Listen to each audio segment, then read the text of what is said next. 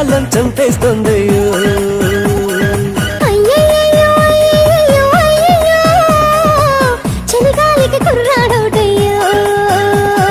సోకుల్లో సగ సింపని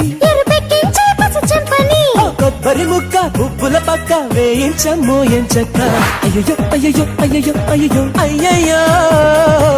చలికాలం చంపేస్తోందయ్యో